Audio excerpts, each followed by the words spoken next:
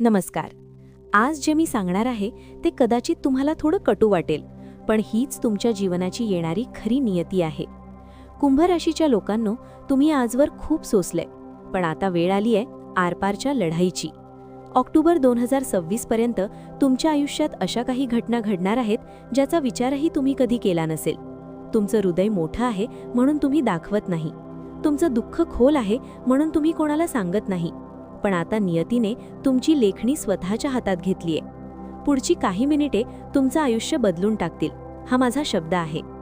प्रिय कुंभ राशीच्या मित्रांनो, जर तुम्ही तुमच्या आयुष्यातल्या संघर्षाला थकला असाल आणि भविष्यात नक्की काय वाढून ठेवलंय हे जाणून घ्यायचं असेल तर हा व्हिडिओ शेवटपर्यंत नक्की पहा. कारण आज मी तुमच्या राशीच्या अशा काही सत्यांचा उलगडा करणार आहे जे ऐकून तुमच्या अंगावर शहारे येतील. जर तुम्ही कुंभ राशीचे असाल तर आपल्या या चॅनलला आत्ताच सबस्क्राईब करा आणि हा व्हिडिओ लाईक करून आपली उपस्थिती नोंदवा. कॉमेंट्समध्ये आपली श्रद्धा व्यक्त करण्यासाठी श्री स्वामी समर्थ, जय श्रीराम किंवा जय श्री कृष्ण लिहायला विसरू नका. तुमच्या एका कॉमेंटमध्ये खूप मोठी सकारात्मक शक्ती दडलेली आहे. कुंभ राशीचे लोक नात्यांना जीवापेक्षा जास्त जपतात, पण जेव्हा तुमचा भरोसा तुटतो ना, तेव्हा तुम्ही त्या व्यक्तीला आयुष्यातून कायमचं बाद करता. बसून कधीतरी विचार करा, तुम्ही आजवर स्वतःसाठी कधी जगलात?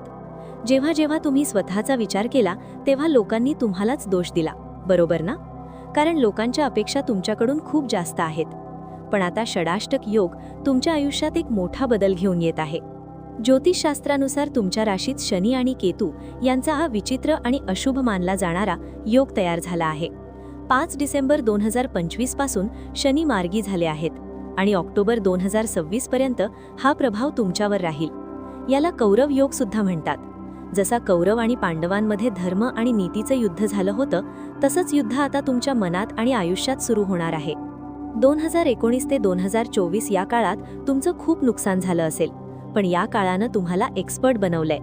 आता तुम्ही ते साधे भोळे कुंभ राशीचे व्यक्ती उरला नाहीत. व्यवसायात आता तुम्ही इंडिपेंडेंट निर्णय घेणार आहात. जर कोणी तुमची नोकरीत किंवा व्यापारात फसवणूक केली असेल तर तुम्ही आता गप्प बसणार नाही. कायदेशीर लढाईतही तुमचा विजय होईल, पण मानसिक ताण वाढू शकतो. ऑक्टोबर 2026 पर्यंत नियती तुम्हाला पैसा वाचवायला शिकवणार आहे.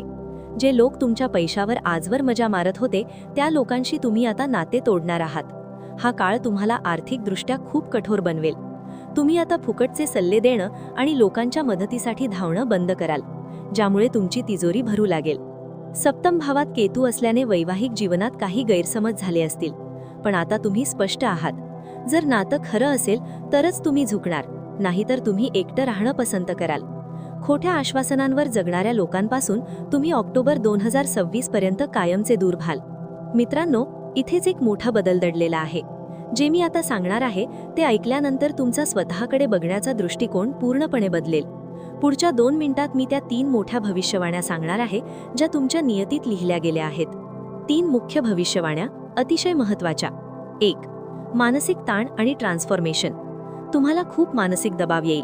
लोक तुमची बदनामी करण्याचा प्रयत्न करतील, पण यातूनच तुमची एक नवीन ब्रँड व्हॅल्यू तयार होईल. 2. स्थानांतरण आणि नाते तोडणे.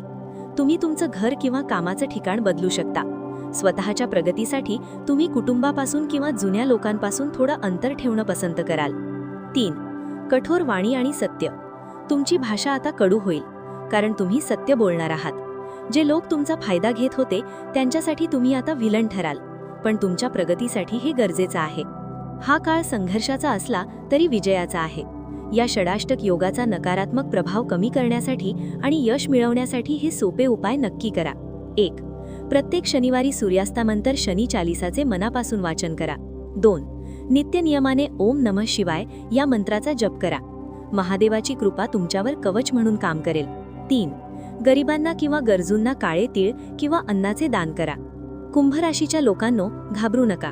हा बदल तुम्हाला संपवण्यासाठी नाही तर तुम्हाला घडवण्यासाठी येत आहे. ऑक्टोबर 2026 पर्यंत तुम्ही अशा एका शिखरावर असाल जिथे जग तुमची दखल घेईल.